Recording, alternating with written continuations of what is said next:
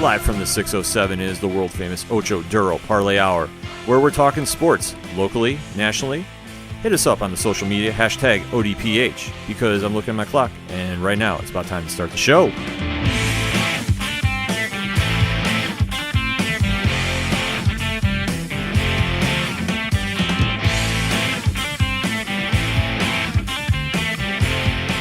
And we are back with another edition of the Ocho Duro Parlay Hour. I am your host, Ken M. To the left of me, as always, holding down the soundboard, is the one and only sound guy galore, JR. Oh, you know I'm right here, man. To the right, cell phone in hand, microphone check, it's the Padawan J. Hello, hello, hello. And across the table, calling the plays, making a call to New York, and you're going to be hearing about that call in just a little bit, is Coach Duffy. What's going on, everybody? How are you? Folks, we got a lot to discuss, a lot to recap, and if you're a New York Giants fan, I'm sure you're going to be waiting in anticipated breath because Coach Duffy is breaking that down. Steaming for an entire 4 or 5 days here, just red hot right now. Yeah, the microphone might melt. We hope not. We have an extinguisher ready, just in case. But hit us up on the social media, hashtag ODPH. You know the drill. You know we would like to interact with you, so make sure to hit us up. We're going to break down the NFL locks and leaps as we do. And it was kind of a busy week for the panel, so only a couple of us have them. But the team is contributing because they caught a game or two, and they were going to give us some feedback of the week. But going over my locks and leaps for the week, I called, is it Winnadelphia now? No, it's called Winsylvania. Or Winsylvania? Yes. I don't know, but I know that Philly just ran over Denver like I predicted, but I did not think it was going to go as just trucked. I don't even know how to describe that game other than just like it looked like somebody was playing Madden on easy. You could describe that game very simply in 2 words. Brock Osweiler. Yeah, Philly scored so often, in fact, that the Lincoln Financial Field ran out of celebratory fireworks.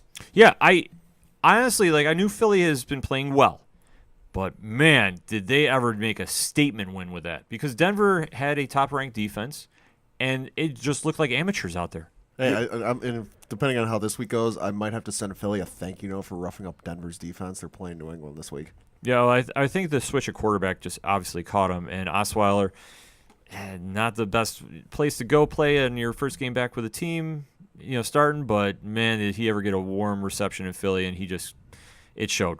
You got to put the Philadelphia Eagles right now as a class of the NFC, too, because that win was definitely just that statement win that you just come and you pounce on that opponent that, not even to say Denver was down and out, but Philly made them look like they were down and out right now. Exactly. No, it just looked like a different level of team. It didn't even look like Denver was belonging in the NFL. I'm sorry. I'm just saying.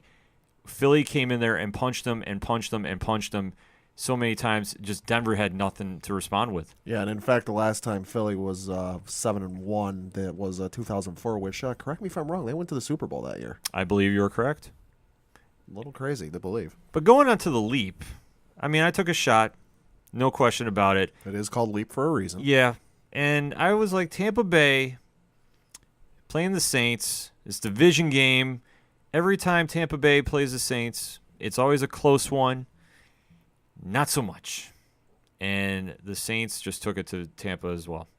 It was closer on the sidelines. It was closer on the sidelines. A very chippy weekend, if I may use that word, to describe the NFL this past week.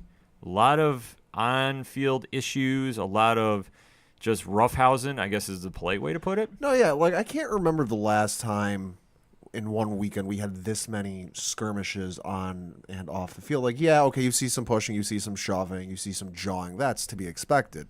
But to see actual fisticuffs 3 times in one weekend, I can't think of the last time I've seen that. No, I can't remember either. And it was just very chippy. It was very just unnecessary. Yeah. Easiest way to describe that. And now you talk about Tampa Bay's future here, too, with Winston going down.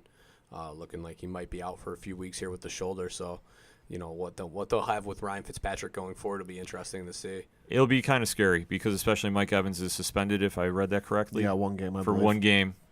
But if Tampa wants to salvage the season, that's not the way to go about it. So here's a crazy statistic I saw over the weekend, too, that every single team Ryan Fitzpatrick has played on, whatever quarterback was ahead of him, has been injured in that season. Oh no. That is some Every X-Files stuff right there. single Oh, no. Team. So from when he started in St. Louis to now where he is in Tampa Bay, every single year the guy is pegged as a starter goes down. And when he was in St. Louis, there was actually 2 guys ahead of him, and both of them got hurt for him to become the starter. Yeah, I knew a guy in college who was from Buffalo, diehard Buffalo Bills fan, and when he was with the Bills, he used to like take the song "It's Magic," and say "Oh, Fitz Magic," It takes on a whole new meaning now. Yeah, there's no question about that. It's a weird statistic to have with him, but maybe it's right with Fitzpatrick. It was Mark Bulger and Jamie Martin. Okay. I believe is the quarterbacks. Yeah, both went down, though. I mean, yeah. How weird is that to have 2 guys pegged ahead of you to go down, then all of a sudden become the starter? Yeah, it's just crazy. I know that the Rams have always had a history of just bad luck with quarterbacks. When Trent Green played, Mark Bulger, Jamie Martin, and then Fitzpatrick. So maybe it's stronger than the Madden curse. Who knows? Coach, how was your locks and leaps this week? All right, so my leap, the lonely, sad, depressed San Francisco 49ers. I mean, what more can you say? The Cardinals obviously are a better team, so they were able to handle business. We'll see where it heads going into this week. I believe that they're playing who my lock was of the Los Angeles Rams versus the Giants, how I had the Rams as my lock here. I mean, I don't even know. I obviously I'm going to go into that game in a little bit here, but the Rams just took care of business, and that's it. That's all I'll say until we get to the Giants. So, yeah, I'm definitely festive. I'm steaming. I'm very upset right now about this Giant team. So, gentlemen, what did we all think of the rest of the week? JR? Looking over the weekend, I was super confused because going into it, we had our NFL special, the whole 9 yards, and I was really big on Kirk Cousins. Okay, big on the Redskins in general. Really thought they were going to take the division by storm. Of course, now we know Pennsylvania's pretty much got that locked up because they look like studs. But I'm so confused by the Redskins team. I really don't understand how they can be so wildly inconsistent. It's really starting to drive me crazy. So they win by the skin of their teeth against the Bucs early in the year. They struggle against the Packers. They get trucked by the Ravens. I mean, they're having an all-out bad year. And then they go into Seattle with Kirk Cousins, who throws no touchdowns and wins like a really boring game on the road in the 12th man where you're not supposed to win. Like, what the hell? I mean, it helps when I'm so confused. Seattle kicker misses 3 extra points. So By the way, shout out Blair Walsh. I was going to say. Cha-ching, baby. We're all about missing field goal kicks. Well, I think their issue has been, I remember when they were playing Dallas last week, they brought this up. Their offensive line has been taking injuries left, right, and center. I think it's Washington that's got the offensive line issues, isn't it? Yeah. I And think they also so, have too. kicker issues. They have a lot of they issues. also have a lot of issues. But Fox Sports threw up a graphic. It was like, all right, here's your starting offensive line at the start of the year. It was like 8 or 9 different guys have switched positions or gotten injured this year for them. Seattle now feels the pain that was the 26-yard shank. Oh, it's so frustrating. They now feel it when they look and they're like, all right, he's got it. And he doesn't. All right, man, we got you. We're behind your back. You got this. And he doesn't. It's like, all right, man, seriously, the third time, like, you've got to get – no. Talk about another team that's been inconsistent, too, is the Seattle Seahawks. Yeah, very up and down. You never know what team you're going to get out of them. Yeah, and I mean, obviously, the old story there of any given Sunday, but you would think that a team that is a perennial championship team like the Seattle Seahawks would at least go home and be able to take care of business against Seattle, especially coming off of that win against the Giants. And then to come home and lose to Washington, that's not the game that you want to go and have a loss against. So that you got to come out with a win there. I mean, for what it's worth, though, Seattle's defense only gave up 10 until the very end of the game, where Kirk Cousins and those guys went right down the field, and I think it was like a minute and 40 seconds left. They went right down the field and scored the game-winning touchdown. But even then, it was still that defense only held them until 10. Yeah. It's definitely something to watch going forward with it because, Seattle, you think they would be taking a run in the NFC West, but not so much. I thought the connection with Jimmy Graham would have been connecting by now. You would think, but because he's what year is going 3? on there? But but again, that's the wildly inconsistent because you go back to last week, he's got 2 scores and almost 100 yards. But that's now he's probably got 2 catches and 40 yards or 4 yards, and you're like, well, that one Yeah. game though that he had against the Giants. That was probably the first time he had shown up in a long, long time for that team. I mean, Right. going into the trade deadline, he was the one that they were talking about Seattle making the trade with to send him back to New Orleans. That's how bad he's been playing. Yeah. So, I mean, and the crazy thing is like, you would think that if anybody could find a way to get him the ball in space and let him do his thing, would be Pete Carroll. And ever since they've got him, it's like they literally cannot figure out how to use him effectively like New Orleans did. You line him on the outside, they put him in at tight end, and everything that they've done hasn't worked. And Sean Payton can do it. I'm sure Pete Carroll can. the crazy thing about Graham, though, is like even from a fantasy standpoint, you knew when he was in New Orleans, he was first-round pick.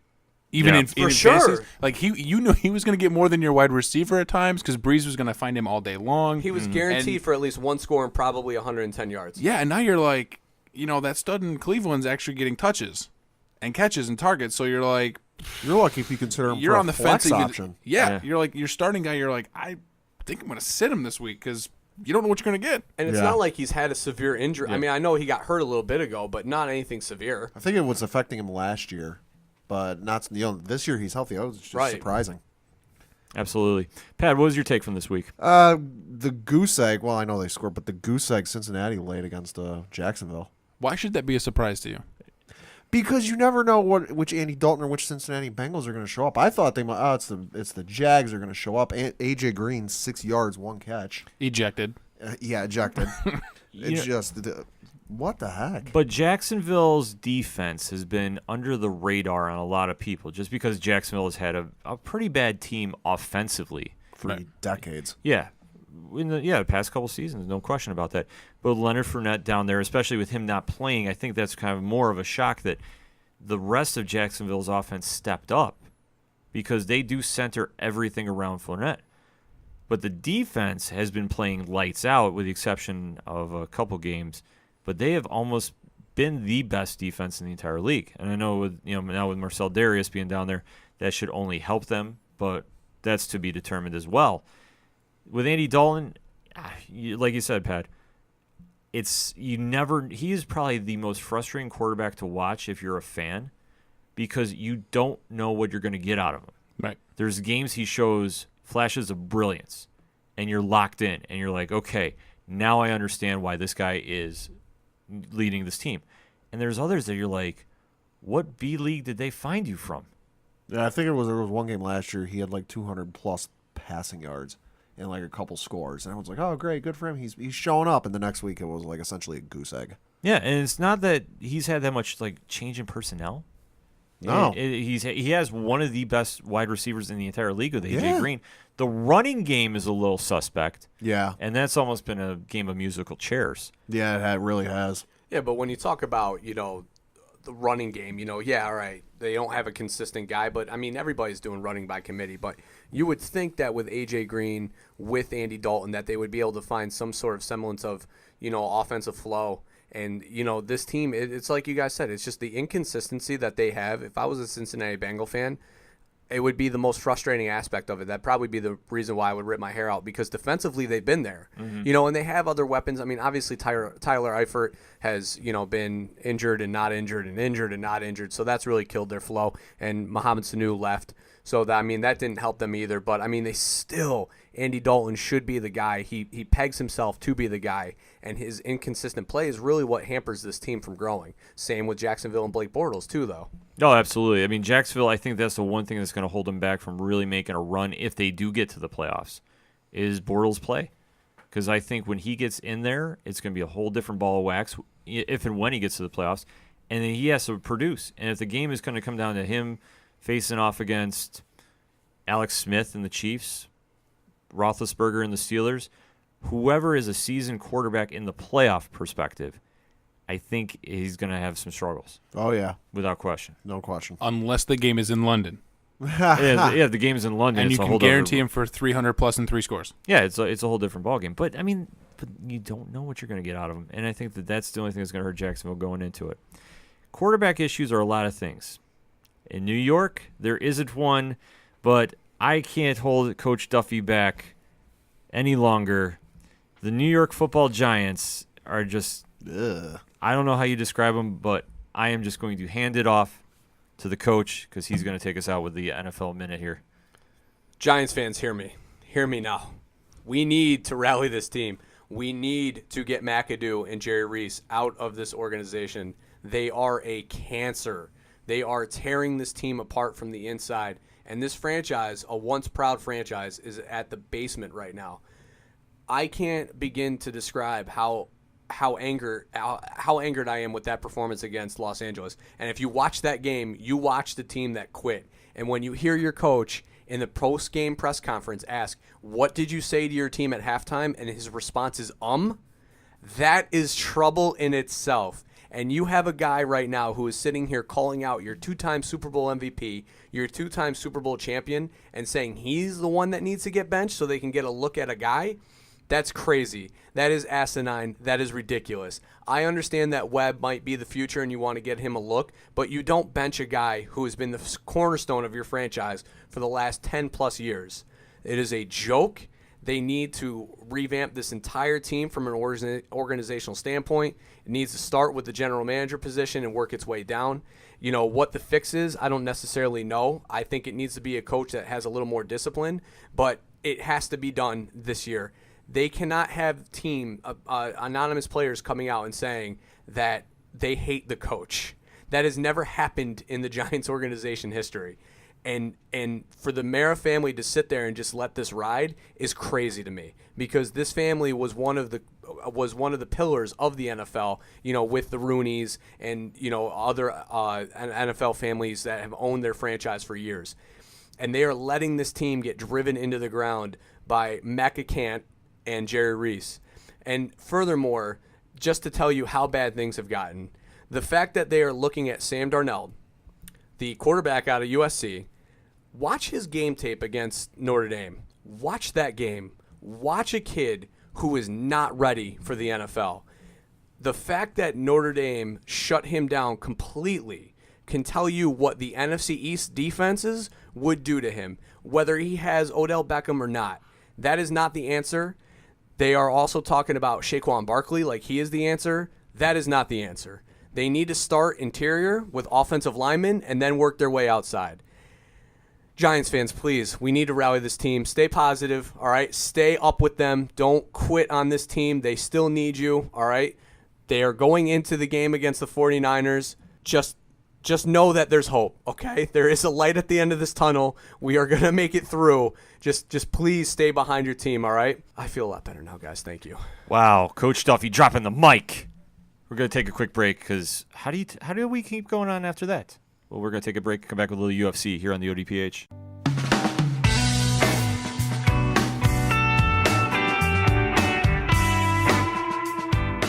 We're now on iTunes. That's right. The Ocho Duro Parlay Hour is now on iTunes. So download, rate, and subscribe. Spread the word, and thank you for listening to the Ocho Duro Parlay Hour. I'm the street light guiding you home. Avoid the wrong step into. And we are back for the second segment of the ODPH this week. And by far, I wish we had the microphones on during the break. The blog that needs to go up is the college football blog of the week on the ODPH. I don't even know how to word it, but it was a majestic It could even be the conversation. blog of like ESPN. It was like a debate. It wasn't even a debate. It was an agreement. Oh, yeah, no, by far. It was awesome. It was awesome, and I'm like, we really need to have the mics on for this. But we're having the mics on to talk about a little UFC this past week. The common man, Vince Iatoli, shout out to him, was on last week, giving the breakdowns of, dare I say, the epic card that was 217 from New York. Oh, it was epic. It, by and far, Best card of the year. best card of the year. The question, though, was on the last show we did here, there could have been holes in the floor and or wall if somebody didn't win. We have to touch on that later and see if there was a carpenter that came and fixed any holes. The answer to that was yes, and they showed up on Monday. But the overall, which I have to actually mention, like, I'm actually going to mention something that happened in the pre-show because it was that good. Oven St. Peru had the knockout of the night, the head kick her around the garden. Baby. landed clean. Corey Anderson went out. It was flawless. You need to go find it on YouTube. There was no stumbling. There was no tripping. It was just clean hit drop. Yeah. Flush. You can't get better than that. Night. Going to the main card, because I could go on and on about that one, but going to the main card, Johnny Hendricks versus Paulo Costa. Dare I say, Costa looked twice the size of Hendricks going into that fight. The common man said without hesitation Costa all day. Was not wrong about that. Costa just ran through him. Second round KO, TKO. We don't even need to address it more. Just Costa is going to be a name to be feared in that weight class. Then we go to Jorge Masvidal versus Wonderboy Thompson. It was the only decision that I saw for the night. And dare I say, it was just Wonderboy going Wonderboy and stopping the Masvidal hype train at 170. Yeah, no, it was a good fight. Like you said, went the distance, but it was a great fight to watch overall. Oh, yeah, without question. And Thompson made his case that he is still in the elite of that weight class. There is no question of that. Masvidal, he couldn't figure out a good strategy going into him. No, yeah, it just didn't. Even if he had a strategy, it seemed like it got thrown out the window pretty early. Yeah, Wonderboy just took over, octagon control and just really made it difficult for Masvidal to try landing a shot on him. Going into the title fights. Now, who here had Rose Namajunas winning by first round TKO? I did not. I can confirm that. JR, put your hand down, damn it. Hey, I did get one right. He did just not this one. He did get one right, but I was saying on the show, I was hoping Rose won, and I'd say it was Jurjek's time. Rose came in there and just did not show any fear, did not show any lack of discipline, was pretty much a buzzsaw, and just ran right into Joanna's face with her fist multiple times. I mean, that's one way to describe it. Yeah, Sure. I'm trying to illustrate it the easiest way without getting too amped up about it, because the whole basement here exploded when Rose won. No, yeah, it was one of those fights I didn't know who was going to win. I kind of thought, maybe the champ is going to retain, and then I saw the weigh-ins, and I was like, okay, Rose is coming with some fire. For those who don't know what the weigh-ins, of course, they weigh the fighters in, and they go, all right, they weigh this, and then they face them off against each other. Joanna was jawing. All types of crazy. Just like stuff that would make your grandmother's ears, turn red, and she'd cover them. And Rose is just standing there taking it, and we weren't quite sure when it happened what she was saying, but found out later she was reciting the Lord's Prayer. Yeah, Rose did not show any back down from that. And Rose was as calm as anybody I've seen in that kind of situation. And when she got in the cage, it was all business, and just there was no fear, took Joanna to her own game. And it's crazy, too, because you're talking about a fighter who was 6-3 going into this fight. And to be able to handle a champion like that who was undefeated prior to, that's wicked impressive. I mean, that's confidence in your own skill set and knowing that you can handle your business. Yeah, I mean, Joanna just didn't even get any shots off there. 5 out of 42 total strikes, if I'm reading this correctly. Yep. And just Rose hit her with 18 out of 37. And just insane. Completely just dominated. That's just a pummeling. Yeah, and I tell you, I mean, I'm happy to see Rose win. I've been a fan of hers for a while. And just to see her rise to the occasion and just shatter it was almost like when Rousey got beat by Holly Holm. Yeah. Yeah. I mean, that was the easiest way to describe it, because Rousey was just going in there, and I mean, Holly didn't show any back down, and when she won, it was almost like the same thing. Just Jurjek came in there with such hype behind her, and rightfully so. There's no question she was running through her weight class, and there was talk about moving up or doing something different, and Rose just came in there and just shattered that. I mean, I know, and you talk about the fact that records don't necessarily mean anything, but the fact they do. You know what I mean? Yeah. You're 6-3 for a reason. Obviously, that's only 9 total fights in the UFC. To go in and just pummel an opponent and pummel a champion like that, obviously maybe there's something wrong in Joanna's camp that's not coming out yet, because there's no way that she should have been backing down that way. No, I just think Rose caught her, and just there was no game plan. It's always the saying, everybody's in a fight until they get hit in the face, and Right, then where do you go from there? and Rose just took it. I mean, there's no question about that. One of the other main events of the night was Cody Garbrandt versus TJ Dillashaw. And I had that one wrong. I thought Garbrandt was going to absolutely go through TJ. I thought it was going to be a great fight. And it was. Yeah. It was one of the more entertaining fights of the night, which Garbrandt almost closed it out first round. Yeah, he was hitting him hard and fast, and correct me if I'm wrong, beat him, survived by the skin of his teeth. Yeah, almost near the end of the first round, TJ was in rough shape. And then to see TJ compose himself and come back in the second round and just catch Garbrandt, and just it wasn't looking like it was going to go TJ's way, and just he found a way to win and just knock out decisively. Yeah, just crazy. Now, of course, where do you go from here with him? Well, that's going to be the question. I think TJ was calling out Mighty Mouse Demetrius Johnson, which I want to see that fight. That'd be insane. That needs to happen. And TJ said he'll be willing to go down to 125 to fight him at his level to shatter his win streak. I am all right with this. I think that needs to happen. I don't know what you do with the belts. I mean, let TJ decide what he wants to do with that. I think if he beats Mighty Mouse, what division he wants to stay at, but you have to make that fight, and you got it, and that's the only one that makes sense. I don't think you have to necessarily do anything with the belts. You just make it like a champion versus champion type thing. True, but then it's like when the TJ wins, it's like, okay, you have another 2-belt champion. Well, I'm not even saying make it for the belts. Just have it like, champion A versus champion Oh, B. well, you know he's going to go for me. No, but there's no way they wouldn't do that for a belt. Yeah. There's no way. And there'd be too much hype behind that. And speaking of hype, Oh, boy. the main event of the evening, JR is pumping his fists. Yes! Because he was the one who called GSP moving up to 185. Y'all riding that Bisping train there. Listen, November 4th is now actually marked another GSP day in Canada. Confirmed. It may be, because I will say this, and like I say, I can't say anything wrong about GSP and the performance he showed. Did I think he was going to do as well as he did? No. But he surprised me. He did not show that much cage rust in the fight. The first round, you could go either way of who won that. And it also gets to the point of, okay, if somebody gets a takedown and they do nothing after they take that person down, should they get awarded the round for it? It's a debatable argument. Yeah. I am not a fan of that. I think if you take somebody down, you need to put some work in. If you don't, I mean, what's the whole point? Oh, you tripped him up. You took him down for a second.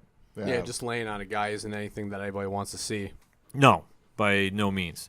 Second round came, and GSP took him down, but Bisping gave him one of the nastiest elbow cuts Ugh. to the head, and just GSP was bleeding outright all over the place. GSP was lying on top of him after the cut had occurred, and you could clearly tell he was bleeding. Just it wasn't clear how bad it was until they both stood back up, and he stood back up, and I think there was a collective in the room when he stood back up. Yeah, it was just kind of one of those nasty cuts that you almost wonder if the doctors were going to stop the fight. They might have been thinking about it. They might have been thinking about it. I mean, there was a lot of just, interesting things happening on the pre-card, and we'll just leave it at that you weren't sure how the judges were, or the stoppage was going to go, if they were going to do one. But they got to the third round, and GSP caught Bisping with a hook, and then immediately got his back, and it was lights out. Not to say that Bisping didn't fight, but when you get caught like that, and he got caught in a rear naked choke, it was done. I was surprised by the right hook. Like, not that he threw it, but that he caught him and then was immediately like he was stunned. Oh, he caught him flush. I mean, it was one of the harder shots I think I saw thrown that. Yeah. And they were throwing shots at each other yeah. all night too. It's not to say it was a boring fight by any means. It's just he got caught with something and easily submitted after that because he did not tap. He passed out. Yeah, that was the thing, is he took him down. GSP put him in a rear naked choke, and everyone said here, oh, it's deep, that's it, it's over. And the ref just called him like, wait, did he verbally tap? Because I didn't see him physically tap. And somebody goes, no, he passed out. Yeah, he just went out flush. Going down like a true champ then. Yeah, he went out in a shield. You can't, No selling that. No selling the rear naked choke. No. I mean, you're out cold, but you're no selling it. Yeah, there was definitely, lights out. GSP wins. They are now booking him versus Robert Whittaker. I hear is the talk to unify the 185 titles. That will be an interesting fight. I've bet against Whittaker every time, and he keeps surprising me. So And how crazy is it too that like here's a guy that was just in retirement, weeks ago, and now all of a sudden they're like, all right, second fight, line it up, let's cue this up and get it going. Yeah, absolutely. And he's ready to go. And GSP, I guess, is back. Bisping, we're going to see what happens with his future. I thought he was going to be done win, lose, or draw after this fight. It sounded like he was real close to it during his post-fight interview. Yeah, but I still think, I think it's just the shock of losing your belt. But now, where do you go with him now? Obviously he stays at 185. I don't think you make him go to 205 to fight Cormier. I don't see that fight happening. That's silly. No. That's silly. I know he used to fight at 205, but I just why? I don't think him versus Cormier is going to be a fight that Bisping would want to take. I think that's a bad matchup for him. Bisping, I think Bisping will look at that and go, "Yeah, I want no part of that." No, I would see maybe he'll fight Luke Rockhold again. I could see that fight happening if he wants to do that. If not, I don't know. There's got to be somebody at 185 that's going to stand out to do it. I know the Yoel Romero thing. If he wants to wait to make that fight happen, but maybe I don't know. you do after the unification match, maybe a rematch of whoever wins the unification match of the belts. I could see that. It was a tough fight, even though GSP won, and it was pretty. I'm not going to say one-sided because I don't think it was the right word, but it was pretty definitive. There was a winner. Yeah. But I could definitely see Bisping staying relevant for that. I don't think he deserves an immediate rematch, but see what happens. Stranger things have happened. Guys come out of retirement and won a title fight. Crazy, yeah, absolutely. Crazier things have happened in the UFC. They got a lot of action coming down the way before 2017 is done, all said and done. We're going to take a quick break here on the ODPH, but I am sticking to my word. I need to see that college football blog. We'll get it going. It's going to be epic. I need this out of the I can't even get the words about this. I'm going to take a quick break. We're going to come back talking some NBA action here on the ODPH.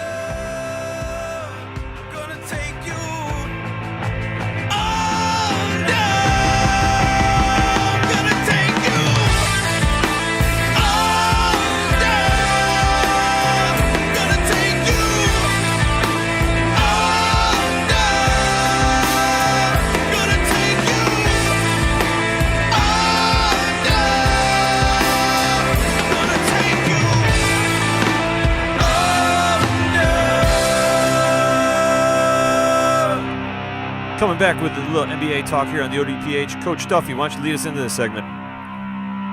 The biggest question coming out, are unicorns real? Yes. Yes, they are. Shout out to JR for that one. Let's go. Porzingis, the god, killing it right now. I love it. I love watching this Knicks team right now. It's amazing to see the passion that it's back in the Garden when you got a team that is scrappy like they are right now.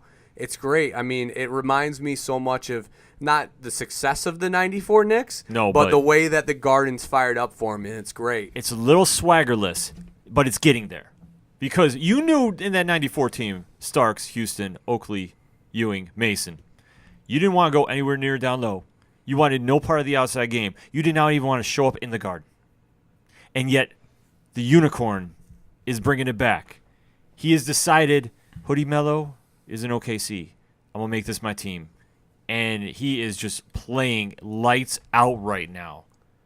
And the super awesome thing is that if your boy Phil Jackson was there, he was going to be traded. He was going to be traded. But Phil is gone. Yeah, I know I just yelled in the mic. I don't even care. Phil is gone. I think we talked about this a couple months ago, Pat. Remember that before we had the coach on board? Yeah, very vaguely. He was like rioting himself around MSG. Yes. With signs. And his wish came true. I know, and it happened. And look, good things happen. But think of how close he was to actually being gone. Like that conversation was there and was like, yeah, we're probably gonna move him. What? Yeah. Now you look at it and you're like, all right, we got a good squad. I will we got say 3 in a row. We got a unicorn in the Garden. Is this the year? That might be the only move Phil made that made sense. But then he decided to try, backing down from it by trying to flip it. Porzingis, I will say, I'm eating my words. Greatest draft pick they've done in probably 10 years. Easily. It's not a very big sample size. So no, yeah. But I'm just saying, I'll take my wins where I can get them. He's bringing them to the Garden. The team has been playing very well, which nobody saw coming. I know it. I know it's before Christmas, so technically the NBA doesn't matter to some, but wins are wins. We're racking them up. The team is showing some unison. And this is what Knicks fans do. in mid-October, November time. Yeah. We rally, we celebrate, and then they break our hearts. come Listen, Christmas. listen, the last decade or so, they haven't had much to celebrate. Exactly. Do you? I'd love to just let's reflect back.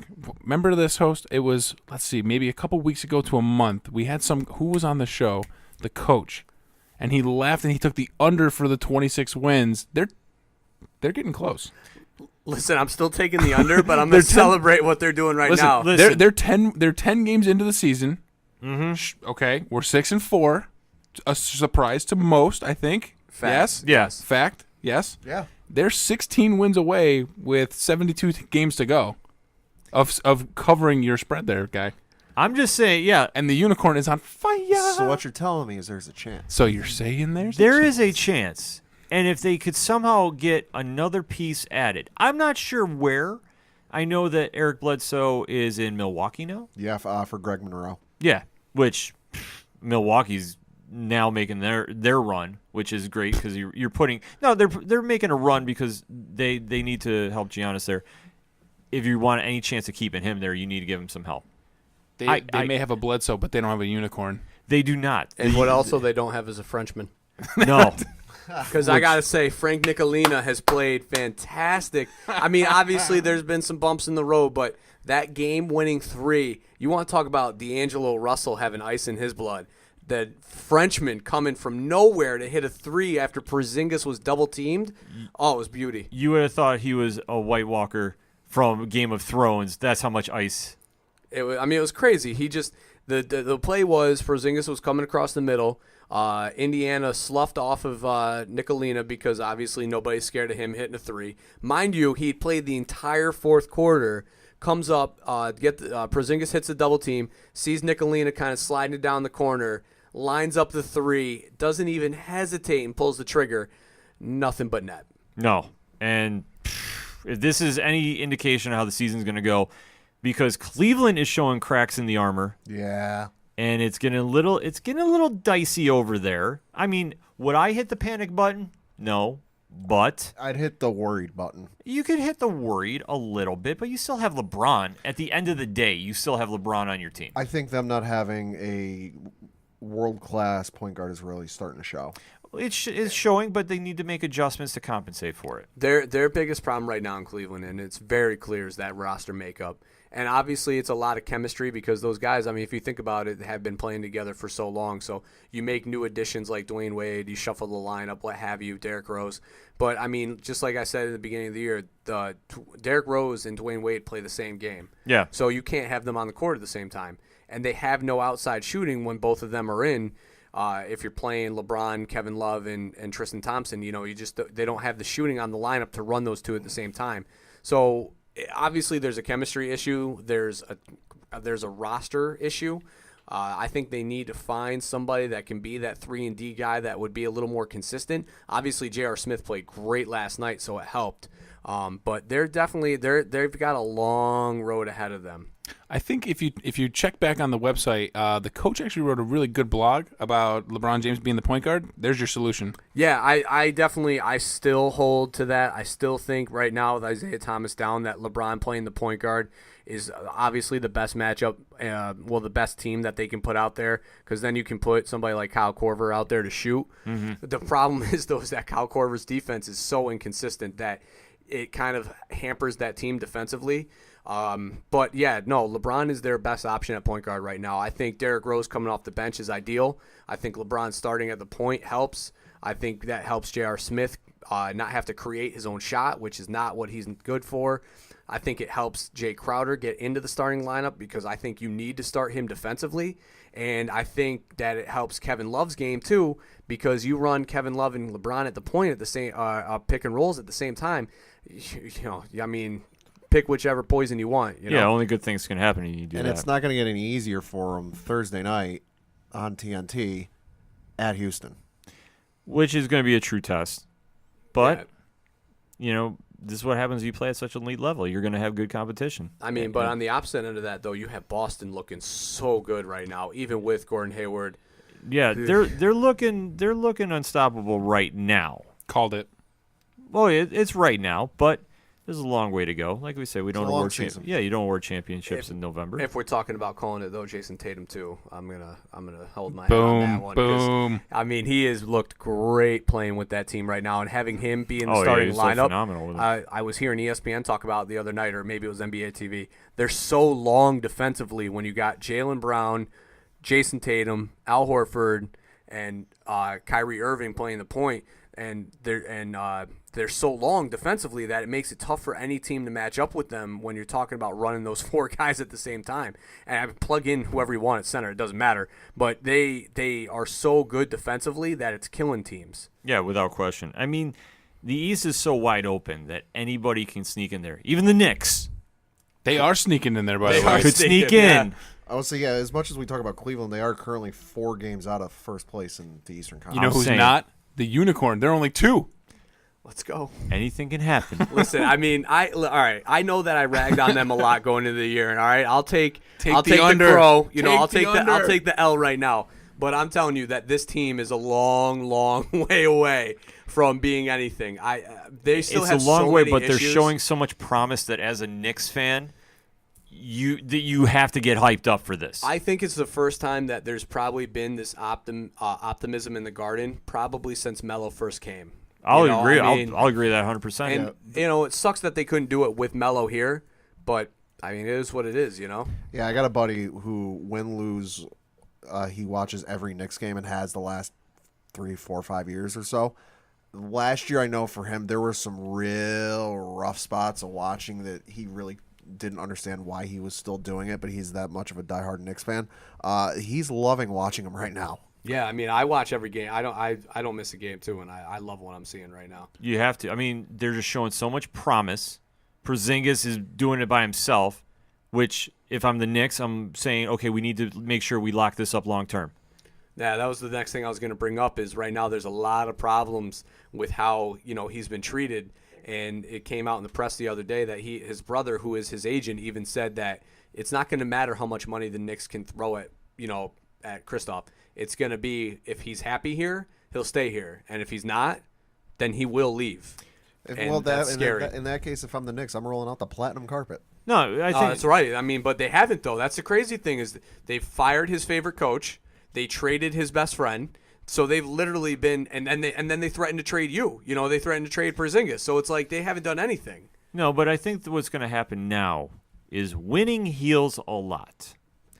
If the Knicks continue on the path they're doing, I'm not saying they're going to run the table by any means. No. But if they're consistent in how they play and they start racking up more wins, they hit the over of the 26. And if they say, I'll even say a 5th seed in the playoffs, I think he stays. I think he stays without question. I think if they make the playoffs, he stays. And if they're like a game out of the last spot in the East, and they sit there and go, listen, we're 1 player away from making it into the playoffs. We joked about this 2 weeks ago when we had that huge hypothetical about LBJ going to the Madison Square Garden. I'm just saying. I think it really falls. So obviously Porzingis has one more year, has the extension right now. So he's in year 3 of his contract. So he has 1 more year after this. And with the way that the NBA contracts work, if he's at the end of that rookie year and he makes an All-NBA team, the Knicks can sign him for an additional, I don't even know, 30 or 40% of max player contract. So obviously next year is going to be huge. But when you talk about what he's doing right now, he's playing at an all-star level. Oh, yeah. So that at least in itself with this team can show you that he can do it on his own. So just adding a piece, while I know it's attractive right now to do, I think that you might want to hold off at least till the summer to when you can really evaluate things and maybe still try and get a draft pick here or there. I still think that this team is missing a piece that is definitely going to be beneficial, but I think that they got to wait till the summer. Well, yeah, you don't do it right now, but what I'm No. saying is you need to make this a priority when you start thinking, okay, how are we going to move forward on our success? That we now have the piece in place. We have a star player in Porzingis, and you have to call him a star. Yeah. You have that, but you need to get talent around him. Frank is going to be a good player, but obviously he's, 19? He's got some he's years real young. to really kind of hone in his game. I mean, you got a lot of years for them to build a bond.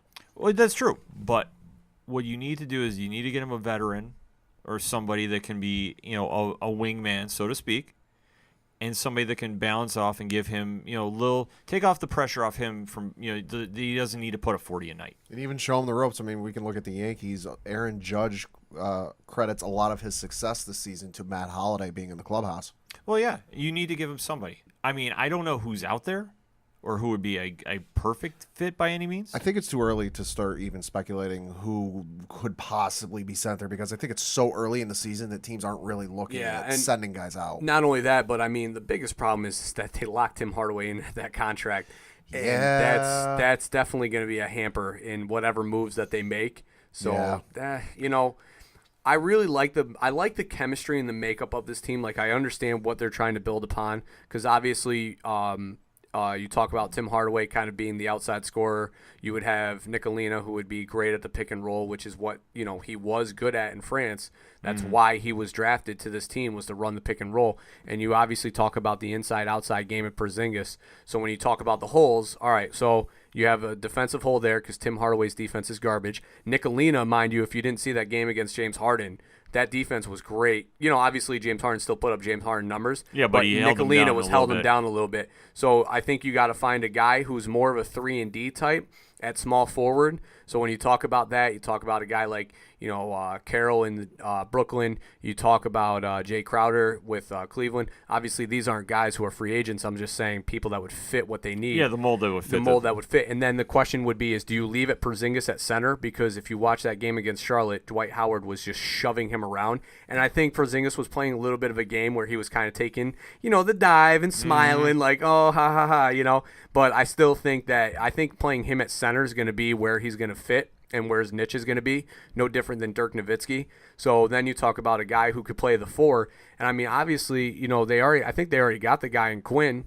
I love Kyle Quinn. I love the game that he brings defensively. So I think that finding a defensive 4 is going to be what's going to help transition this team to the next level. But that Tim Hardaway contract right now, if he doesn't start performing to it, is definitely going to hamper whatever this team can do in the future. It reminds me of the contract they signed with Jeremy Lin that you knew was just going to be problems when they did it.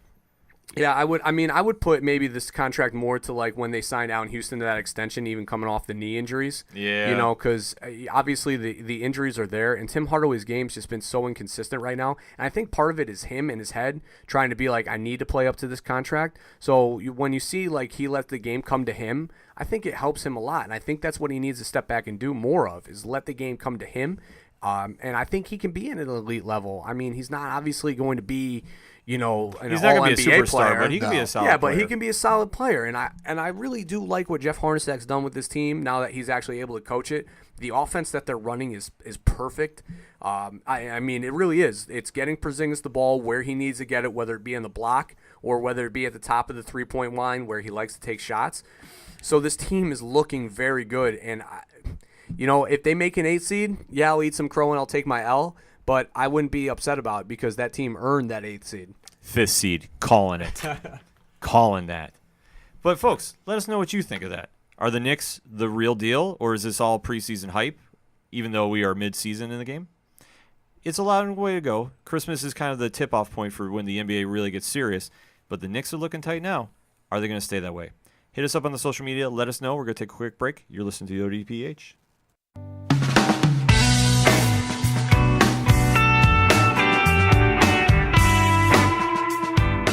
We're now on iTunes. That's right. The Ocho Duro Parlay Hour is now on iTunes. So download, rate, and subscribe. Spread the word, and thank you for listening to the Ocho Duro Parlay Hour. I'm the street light guiding you home. Avoid the wrong step into dark. Closing out the segment of this week's ODPH with a local minute. Pad, you got some hockey news for us? Yeah, a little bit of interesting news dropped on Wednesday regarding the Binghamton Devils. In general, the NHL Network is going to be broadcasting a couple of games from the American Hockey League on NHL Network on TV. Check your local listings. But our local Binghamton Devils are going to be on 2 games on the NHL Network. First one is Wednesday, February 21st. It is the Binghamton Devils at the Toronto Marlies. The Toronto Marlies, of course, are the minor league affiliate of the Toronto Maple Leafs. That game is at 11 a.m. Eastern Time. Second game is Sunday, March 11th.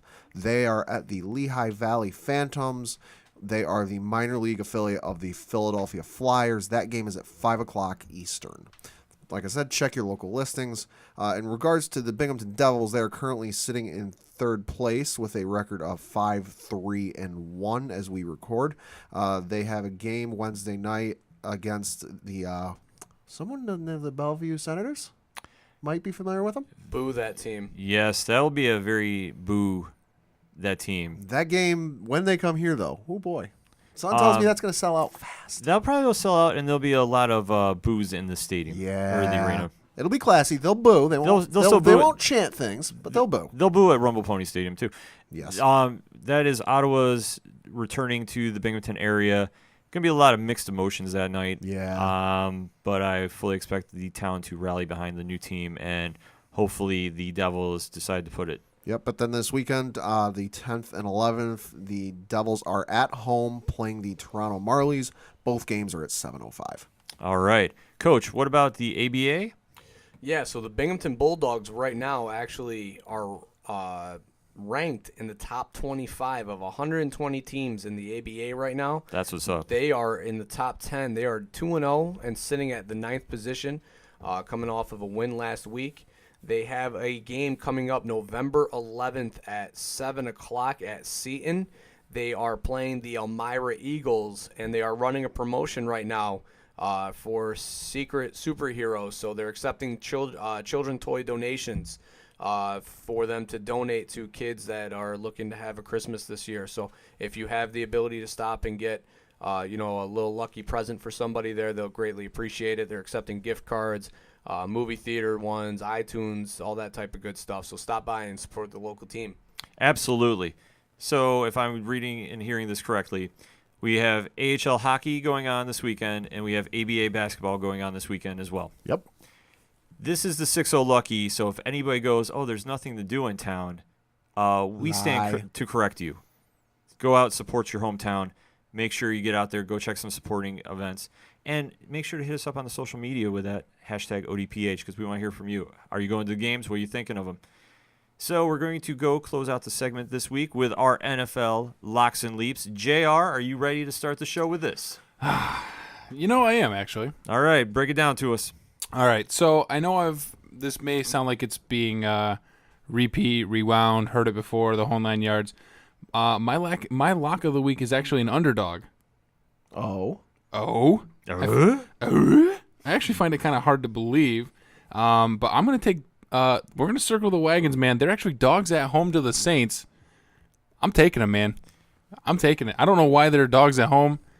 I mean, I know the Saints are on a tear. I get it, but I don't know, man. I got to circle the wagons. It's a little spicy up there sometimes in Buffalo, and Ken knows that firsthand. So I'm not arguing with you about that one bit. Yeah, so I'm gonna take that one there. My leap, man, I think this entire weekend is a leap. With just going down the entire list, I'm like, Coach is gonna get mad because I think you could probably lock the Giants and Niners in a tie. But this is a leap of like leaps, and I mean I'm talking leap big. Yeah, I'm taking the Brock Osweiler-led Broncos at home. Oh, Lord have mercy. Yeah, I mean after they just got lit up. Wow. Yeah, and that's not a stab. I mean, Hey, Osweiler, it's a leap for a reason. Osweiler's done this before. Flashback, Pat's got those haunting memories, and that was in Foxborough. This one's at home. I mean, Mile High. I guess Osweiler has something to prove on that minimum contract, but you know what? That's why they call it a leap. A home-cooked meal will do you wonders. This is a super leap, I know, but you know what? It's just one of those games you look at it and you're like, It is it. It is a super leap, and when it comes to me, I'll tell you why. Oh, if you want to take it next, we can do this. So I was gonna do something else, but I'm changing it now. Oh, you've now provoked it. Now the kid gloves are off. Oh no! The Patriots as a lock against the Broncos, and here's why. Oh, here we go. Oh, now we've made him mad. Bill Belichick on Round 2 one. weeks prep. Fight. Oh, They were off last week. that's a fact. Bill Belichick on 2 weeks prep. Talk, Pad. What is it? 2 weeks prep. I don't I'm care. pretty sure his record coming off of a bye week is damn near Oh perfect, yeah, so. I don't know the number offhand, but it is not. It's not perfect, but my Counter God, it's argument. damn near. What's his record against Brock Osweiler? 0-1. Bingo. Take it as a lock, damn it. Spicy. Take it. Yo, As for the my temperature lead- just got turned up in the studio here. Listen, the temperature in Foxborough, by the way, is not going to be frigid. It's annoying. It's actually going to be a really mild fall day in Denver. It's going to be expect 60 degrees. So it's Oh, kind is that all? That sucks, yeah. Well, it's, the It's game, not, if it was like I don't it's know. a The, frozen the game. game's at so- 8:30. It might be chilly by Yeah, I then. was gonna say. Well, the forecast is they're calling. I did check because that was part of the reason why I was debating on the leap anyway. They were saying it's like mid 50s, maybe upper 60s during the day. So if a sudden blizzard were to happen to like plow over Denver, that'd be cool. yeah, I was gonna say. But if not, I mean, I don't know. whatever. They play I'm, pretty That's good. a I'm leap. checking No. the weather report right now for Denver, so don't mind me. You guys. Denver. Anyway. I heard the Patriots play pretty good in the snow, though. So we've got Pat's locked Patriots. I pissed him off. So what's the leap, big guy? I'm gonna say the Miami Dolphins are going to beat the Carolina Panthers on Monday night. Pat is just trying to fire everybody up in the studio. Yeah, well, you know. Man, Jay Cutler led Dolphins on the road, primetime, with a quarterback who could really care less. Sure. Take Yeah. it, baby. It is a leap for a reason. Coach, you wanna take it this one? Yeah, so my lock is going to be the Los Angeles Rams going in at home playing the Texans. I mean, after watching that Giants game, I see no reason for them to lose. That team was literally flawless. If they were playing Mortal Kombat, it would have been a flawless victory. So I'm going to ride the Rams here. And I said it last week, and I'm going to hold to my guns. My leap until they win is the San Francisco 49ers going against my beloved New York Giants. I know I asked you earlier, Giants fans, not to quit on this team, but I'm sorry. I promised that I was going to take the Niners till they win. And by God, playing at home, the Niners will beat the Giants. My question though is, aren't the Niners dogs at home? I'm Yes, checking they are. right now. I think they're dogs by like a pretty 2.5. good amount. That's No, why it's 2.5. my leap. No, 2.5. That's 2.5. But that's what I'm saying. I'm Yeah, not saying yeah. it's not a leap. I'm just saying like that's the disrespect. First of all, these two teams are terrible. So here's the crazy And thing. it's like we're gonna take. They don't even. Vegas doesn't even know how to score this one, so they're like, Super Bowl MV 2.5. when the Sure. line line came out, it was originally the 49ers by 3. The 49ers had a 3-point spread, and now it's switched to the Giants 2.5. So that convincing that- 51-20 loss really. Well, just persuaded no, I guess the travel my across guess the- would be is there was too much action on the 49ers, so they switched the spread going into the game. So I'll take the leap. I'll take the Niners. I'll take the love it. win. And Giants will ride off into the sunset. You know the part I feel bad for though is your Giants are probably going to go in and just dominate.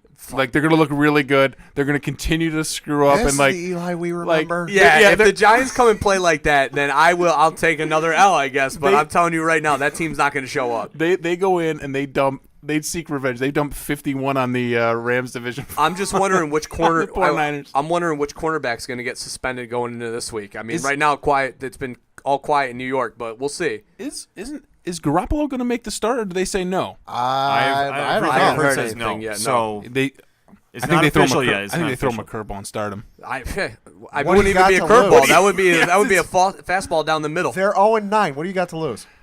I'm is just true. saying. I think the greatest thing about that, Ken, just real quick, is just like you said, you got to tank for the draft pick, and then you're going to screw up and blow out the Niners, and you're like, what? McAdoo is seriously rooting this team.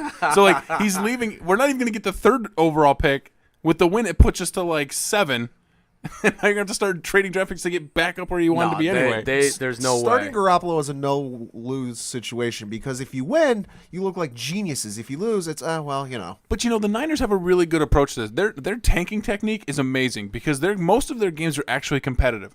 So they're not just like obviously getting blown out terribly every week. Like, oh man, we're just really bad and need the 1st overall pick. They make it so it's like they're close, they're within striking range, and then it's like, almost had it. hang on, wait, we need the 1st pick. They check the score of Cleveland. I was just going to say, they checked the Cleveland score. Cleveland's getting killed, and they're like, ah, crap. Well, I guess fumble at the end. Oh, weird, Oh, a weird bummer. pick. We'll find a way. darn it. We'll find a way to make this happen. But it's positive momentum. The team's looking good. Stay Right, with yeah, it. we're building. We're building. John Lynch, we've got a game plan, all right? And then Trust they're the process. I was just gonna say that. That's why the Niners are the biggest fans of the Browns. Like, please get a win somewhere. And they're like, Kaiser's got to turn around. Yeah, right? they're already like, all right, the Giants got one. They're going to beat us.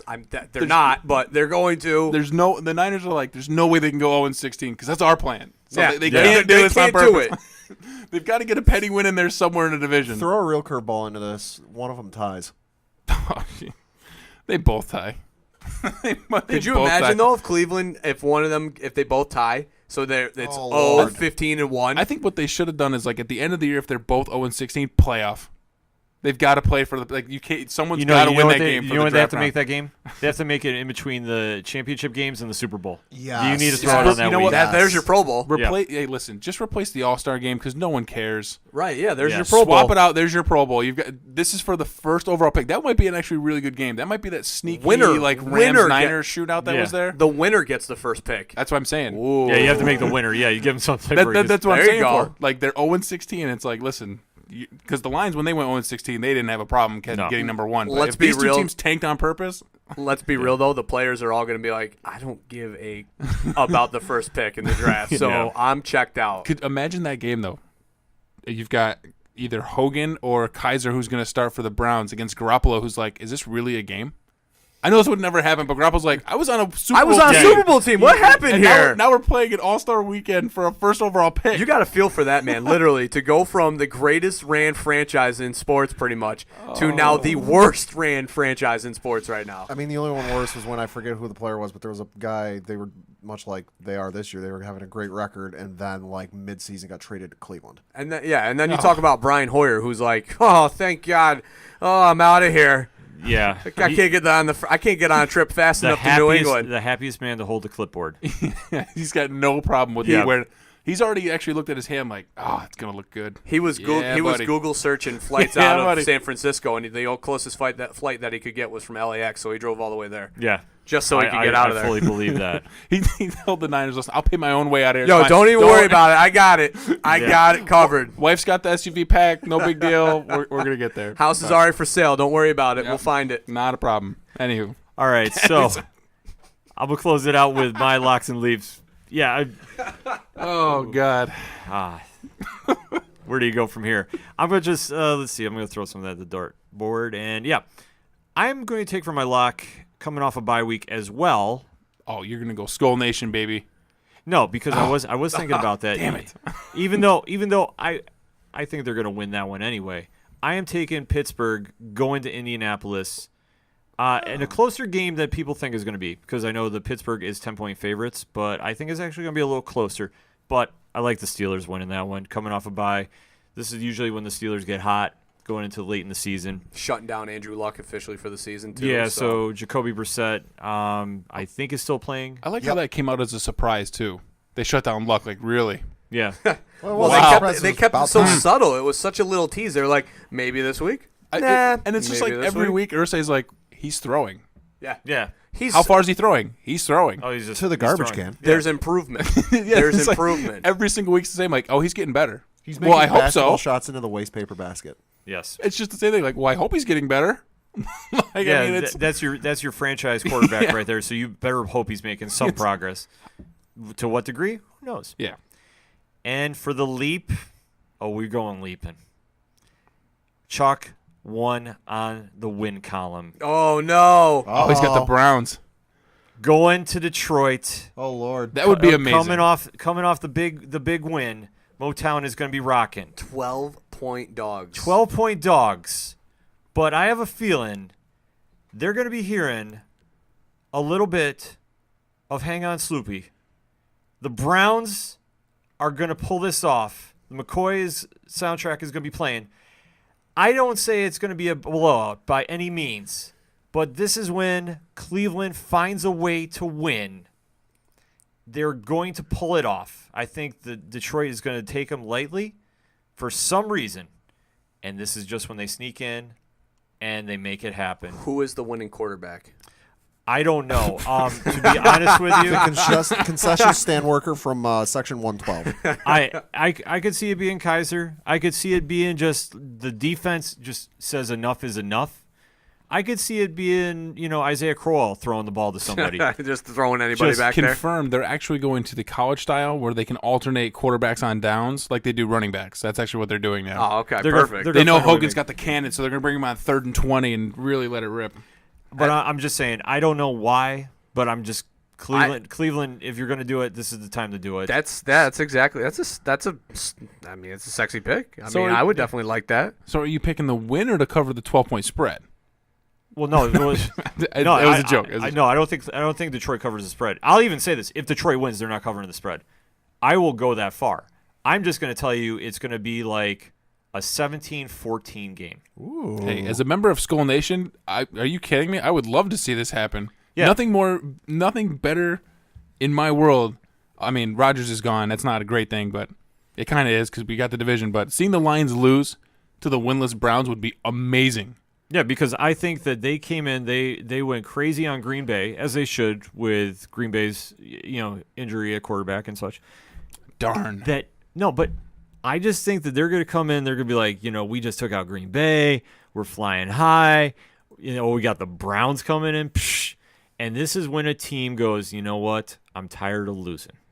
And they're going to find, they've been in most games, they haven't been blown out too badly.